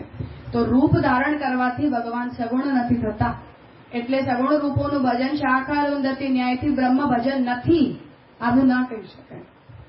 એને કહેવા માંગે છે સર્વ ગુહ્યતમમ ભૂય શૃણુ મે પરમમ વચઃ મન્મના ભવમદ્ભક્તો મધ્યાજીમામ નમસ્કુરુ મામે વૈશ્યસી સત્યમ તે પ્રતિજાને.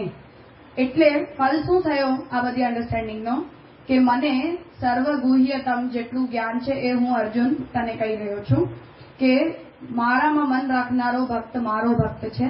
એ મારું જ અનુસરણ કરે, મને જ નમસ્કાર કરે અને એ મને જ સત્ય જાણીને મારું ભજન કરે તો મને પ્રાપ્ત કરે. તો હવે આ વચનોને આપણે જેમ નિબંધના વચનોને બાલબોધ અને નિબંધના વચનોને આપણે પેરાફ્રેઝિંગ કરી એમ તાત્પર્ય વૃત્તિથી જે વાત નીકળે છે એવું જ ગીતાજીની તાત્પર્ય વૃત્તિથી આ જ વાત નીકળે છે કે સર્વરૂપ ભગવાનના છે, આનો કોઈ નિષેધ નથી કરી રહ્યો, મહાપ્રભુજી પણ નિષેધ નથી કરી રહ્યા.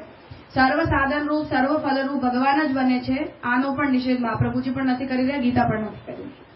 પણ સર્વ સાધનો કે સર્વ ફલોના રૂપમાં ભગવાન હંમેશા પોતાની પૂર્ણતા પ્રકટ નથી કરતા, પોતાની પરિચ્છિન્નતા પ્રકટ કરે છે અને કોઈ સાધન અને કોઈ ફલોની અંદર ભગવાન પોતાની પૂર્ણતા પ્રકટ કરે છે.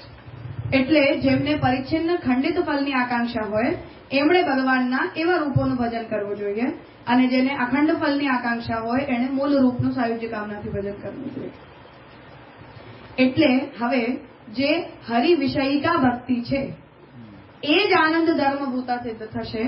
અન્ય વિષયિકા ભક્તિ ગીતાજી અને નિબંધ બંનેના વચનો પ્રમાણે આનંદ ધર્મભૂતા સિદ્ધ નહીં થાય, ગણિતાનંદ ધર્મભૂતા સિદ્ધ થશે. થયું ક્લિયર? જરૂર નથી, વચનોના અર્થથી સમજવાનું છે પોતે જ. પુરુષોત્તમજી આ વિષય કન્સિડર જ નથી કર્યો.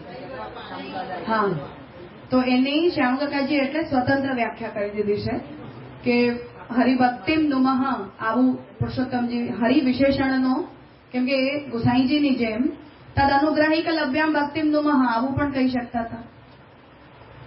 ગુસાઈજીએ જે ભક્તિહંસનું મંગલાચરણ કર્યું છે એમાં ભક્તિમાં હરિ વિશેષણનો ઉપયોગ નથી કર્યો, એટલે ઠાકોરજીના કોઈ નામને ગુસાઈજીએ ઇંગિત નથી કર્યું. તો તદ અનુગ્રહિક લભ્યામ ભક્તિમ નુમઃ આવું કહીને ગુસાઈજીએ મંગલાચરણ કર્યું છે.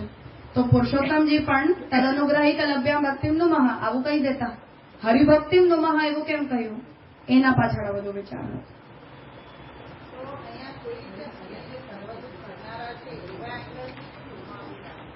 હરિ પરબ્રહ્મ વાચી છે એટલા જ કોન્ટેક્સમાં શ્યામકાકાજી એની પરિભાષા કરી છે.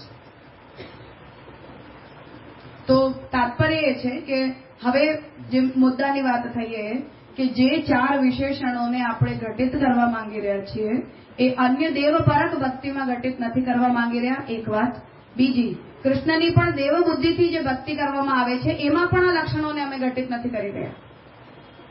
મુક્ત્યર્થ કૃષ્ણની ભક્તિ કરવામાં આવે છે એમાં પણ આ લક્ષણોની ઘટિત નથી કરી રહ્યા.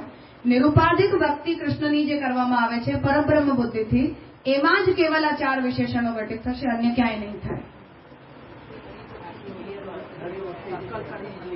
હા, કે કૃષ્ણ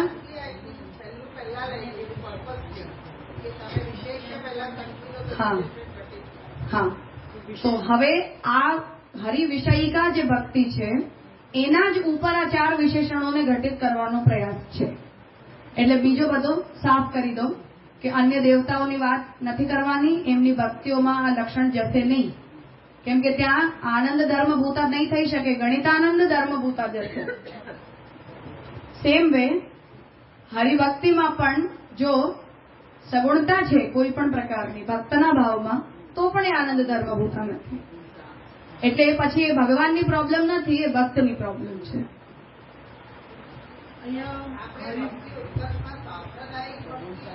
100% પુષ્ટિ ભક્તિ, બીજું કંઈ જ નહીં.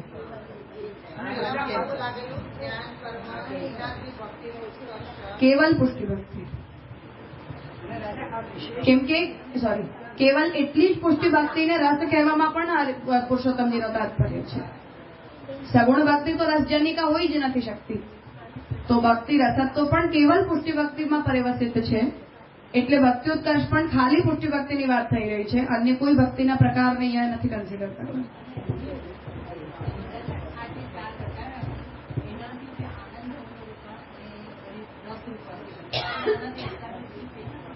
હવે આટલું સમજાયું તો એસ્ટાબ્લિશ થઈ શકશે, નહીં તો નહીં થાય. હા, તો થઈ જશે. હા, હવે એને ધીરે ધીરે સમજાશું તો ક્લિયર થઈ જશે પોતે જ. એટલે પુષ્ટિ ભક્તિ આમાં ટુ બી અન્ડરસ્ટુડ નથી ને, આગળથી થોડુંક એનું નહીં થઈ ગઈ ને, એટલે જ અહીંયા ગીતાજીનું વચન આપતા પહેલા જ કહી દીધું. પણ એટલે આપો છો ને 4 લક્ષણો એને લાગુ પડશે તો એને બિલ્ડઅપ કરશે ને હજુ હજી કરશે, પણ આટલું જો તમે સમજી શકો છો તો સ્પષ્ટ વાત છે. હવે બહુ મેજર એક્સપ્લેનેશનનો કોઈ સ્કોપ બચતો નથી. કેમ કે જયારે આપણે એટલું પણ ડિસ્ક્રિપ્શન કરી દઈ રહ્યા છીએ કે કૃષ્ણની પણ દેવ બુદ્ધિથી કરશો તો અમે હાથ ઊંચા કરી દીધા. તો તમે દેવ બુદ્ધિ રાખી ભગવાનમાં કે મુક્ત્યાકાંક્ષા રાખી તો મહાપ્રભુજી પાસે નહીં આવવાનું કહેવા કે અમને કેમ આ ના મળ્યું. તો મહાપ્રભુજી કહેશે કે આવા ભાવવાળી ભક્તિથી તો હું વાત જ નથી કરી રહ્યો, તો મારું ફલ તો તમારા માટે છે જ નહીં. તો કન્સિડર યોરસેલ્ફ આઉટ. આવો જ મહાપ્રભુજીનો જવાબ હોય. ભક્તિયાન તે જ પ્રયોજનથી લખાયું છે કે consider yourself out of the માર્ગ. આ માર્ગમાંથી પોતાને બહાર જ કન્સિડર કરજો, અમારા માથે પડજો જ નહીં. સિદ્ધાંત મુક્તાવલીમાં પણ મહાપ્રભુજીનો એવો જ ટોન છે કે તમે સંસારી છો તો મને આવીને નહીં કહેતા, લોકાર્થી છો તો મને આવીને નહીં કહેતા. એવા લોકોની વાત જ નથી કરતો, કેમ કે એમાં તો પછી અમારે લક્ષણ જ નહીં જાય તમારી અંદર. તો યા તો સુધરીને આવો પોતે અધિકાર પોતાનો સાફ કરીને આવજો, ત્યારે વાત કરશું. પણ અહીંયા તો એ લોકોનો મહાપ્રભુજી અધિકાર કન્સિડર જ નથી કરતા, એમની વાત જ નહીં થઈ શકે. મહાપ્રભુજીનો આ ટોન કોણ સમજાવી શકે? મહાપ્રભુજીના વચનોની આપણે એવી લિસ્ટિંગ કરીએ ને તો થઈ જાય. કે 5 વચનોની એવી લિસ્ટિંગ કરી દઈએ તો થઈ અમે જાય. એની છટકબારીઓ સતો અને આ ટોન સમજાય દઈ છે. બધા જ ગોતે બધા જ ગોતે. આરુબેન જે વિશેષ વાત કરે છે ને હરિભક્તિ, એમાં દુઃખહર્તાની વાત નથી. આ વિશેષણ જે 4 છે એ 4 સમજાવવા માટે દુઃખના હરનાની વાત એટલે એકદમ નેરો વાત છે. હા, એની જરૂર જ નથી, કેમ કે આપણે આનંદ ધર્મની વાત કરી રહ્યા છીએ. હા, એ ભક્તને ત્યાં જે હરિના સંદર્ભમાં છે, ભક્તને ભક્તિનું દુઃખ છે. ભક્તિ કે ઈશ્વરથી શરણાગત છે કે એ રીતના દુઃખની વાત છે. બરાબર. એ આપણે 3 વાક્ય, એક તો જે અન્ય દેવ પરક નથી એ હરિભક્તિ હતી, અને કૃષ્ણમાં દેવ પરકતા છે. બીજી બી એક વાક્ય કીધો મુક્તિ પરકતા પણ. એટલે અર્થાર્થિતા વગેરે બધું, જેના કારણે એ ગીતાજીમાં પણ ભગવાને 4 અધિકારીઓ ગણ્યા છે, ત્યાં પણ પુરુષોત્તમજી આ વાત સાફ કરી છે કે આ 4 પ્રકારના અધિકારીઓ મર્યાદા ભક્તિ અને પ્રવાહિકી ભક્તિના અધિકારીઓ છે. અમૃત તરંગીણીમાં જ્ઞાની ભક્ત ભજન તેમાં જે 4 પ્રકારના ભક્તો, જ્ઞાની, અર્થાર્થી વગેરે. તો જ્ઞાનીમાં પણ જ્ઞાની ભક્ત હોય તો, કેવલ જ્ઞાની નહીં. હા, એનો પુષ્ટિમાં અધિકાર. ચોથો તો જ્ઞાની ભક્ત છે ને, આ કરતાથી એ જ્ઞાની ભક્ત હોય તો શુદ્ધ જ્ઞાની નહીં. હા, પુરુષોત્તમજી ત્યાં અમૃત તરંગીણીમાં પણ ભગવાન 4 પ્રકારે લોકો મારું ભજન કરે છે, ત્યાં પણ પુરુષોત્તમજીએ ડોન્ટ મિસઅન્ડરસ્ટેન્ડ એવું રિમાર્ક કરીને ક્લિયર કર્યું કે ભગવાનનો આવો મતલબ નથી અહીંયા કે અર્થાર્થી થઈને ભગવાનનું ભજન કરી લ્યો.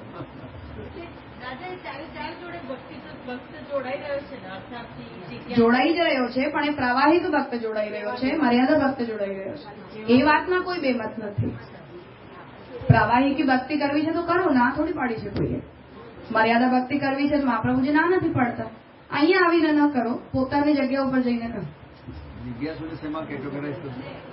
એ હજી સાધન ભાવાપન્ન નથી થયો એવો, જેને હજી પોતાની ઇતિ કર્તવ્યતાની જિજ્ઞાસા નથી.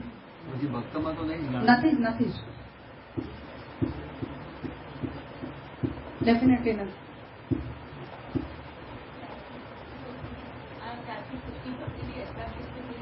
પુષ્ટિ ભક્તિ જ થઈ, બીજી કોઈ નહીં થાય એ આગ્રહ છે. કેમ કે પછી ફરીથી લક્ષણ પરીક્ષણ તમે કરો તો આનંદ ધર્મ રૂપતા મર્યાદા ભક્તિમાં કેવી રીતે સિદ્ધ થશે? પ્રવાહિકી ભક્તિમાં કેવી રીતે સિદ્ધ થશે? સામેવાળાને એવા આનંદની અપેક્ષા જ નથી, એટલે તો એ મર્યાદા ભક્તિ કે પ્રવાહિકી ભક્તિ કરે છે. તો શું કામ આપણે એમની પરિભાષાને એના માથે નાખીએ? એટલે હવે આ 4 પોઈન્ટમાં ઉત્તર પક્ષમાં ક્રોસ ક્વેશ્ચનમાં કોઈ બીજી ભક્તિની વાત એ કરી જ નહીં જ થાય, થઈ જ નહીં શકે ને. કેમ કે નહીં તો પાછું લક્ષણ પરીક્ષણમાં તો દોષ જ આવવાનો છે ને. અનુગ્રહિક લભ્ય આને કેવી રીતે તમે મર્યાદા ભક્તિમાં નાખો?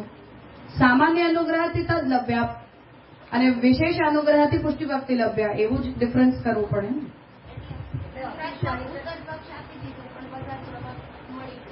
હા, એટલે હરિભક્તિ કહ્યું તો એક એની બાઉન્ડ્રી તો બની જ ગઈ ને કે અમે આટલા જ દાયરાની વાત કરી રહ્યા છીએ, આના દાયરાની બહાર અમે કોઈ વાત નથી કરી રહ્યા. એટલો ક્લિયર છે.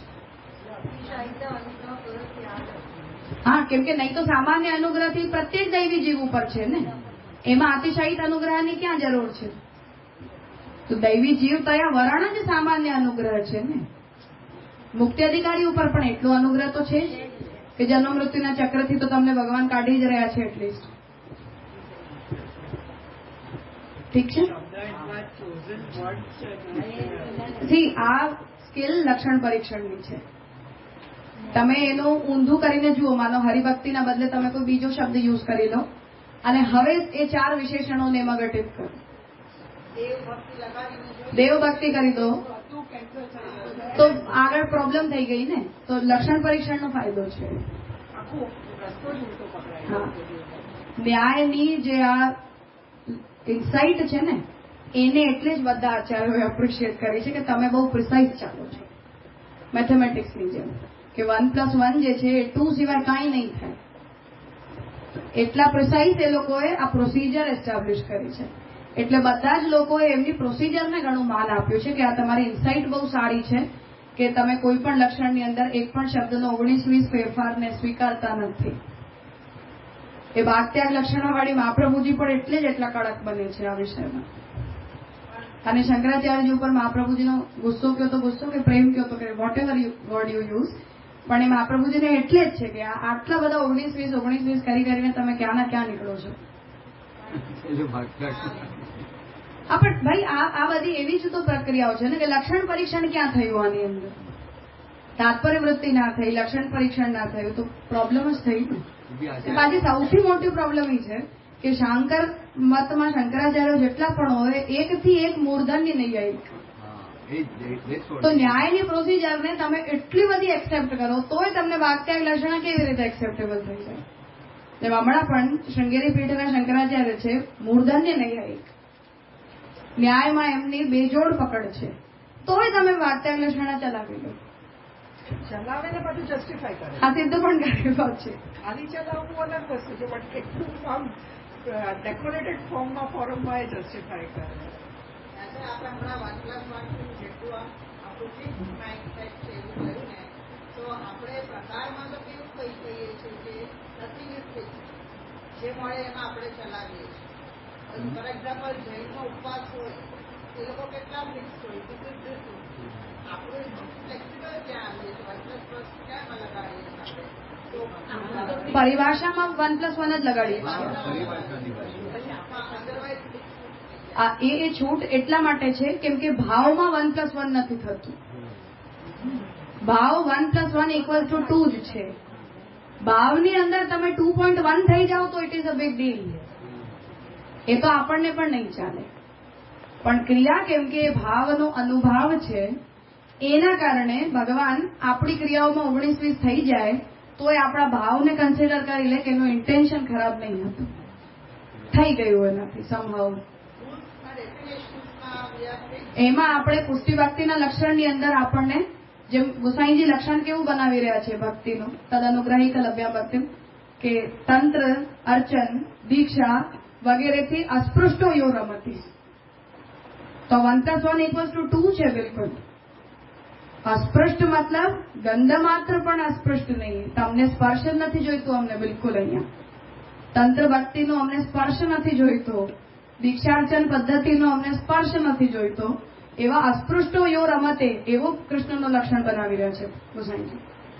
અને એવા કૃષ્ણની તદ અનુગ્રહિક લભ્યામ ભક્તિમનું મહા એટલું મહાપુરુષોત્તમ ગુસાઈજીની અંદર ફિક્સ છે. તો એ લક્ષણમાં આપણે બિલકુલ 19-20 નહીં ચલાવીએ. આપણો ભાવ છે એમાં પણ નિરુપાધિક જ હોવો જોઈએ એટ એની કોસ્ટ. એમાં સોપાધિકતાનો ગંધ માત્ર પણ એક્સેપ્ટ નહીં કરીએ આપણે. એ વિષયમાં તો વી આર વેરી ક્લિયર. એ તો ના જ ચાલે. ક્રિયા બીકોઝ ઇટ ઇઝ અનુભાવ અને પ્રેમ ક્રિયા છે. આપણે કેવું ચલાવે બધું લોકોને જરાય નથી આ ના જ ચાલે, ના જ ચાલે. આપણે લૂઝ એ પણ ના હોય આટલું. ભાવનાત્મક રીતે વી આર નોટ લૂઝ. આપણને કોઈ એમ કે અમે સોપાધિક બનીને પુષ્ટિ માર્ગમાં આવી જઈએ, નહીં ચાલે. તો મહાપ્રભુજી બિલકુલ ગેટ આઉટ કરવાના મૂડમાં જ રહી. બાલબોધથી જ યુ આર આઉટ, અંદર આવજો જ નહીં બિલકુલ. એટલી સ્ટ્રિક્ટ મર્યાદા છે મહાપ્રભુજી. એ તો ના જ ચાલે. એટલા સ્ટ્રિક્ટ આપણે રહ્યા હોત આ બધા વિષયમાં તો આપણા માર્ગની આવી દુર્ગતિ ના થઈ હોત. જેટલો કચરો આપણે માર્ગમાં સમાવીને બેઠા છીએ એ કચરો અહીંયા ન હોત જો આપણે આ વિષયમાં એટલા સ્ટ્રિક્ટ રહ્યા હોત. અને રાજા ક્રિયા ઇન્ડિવિજ્યુઅલ છે ને, સિદ્ધાંત કેટલા છે જે ગણ્યા ગાંઠિયા હશે ને આવા ભક્તો. તો મહાપ્રભુજી ક્રોડેશ્વપી સુદુર્લભ કહી દીધું છે.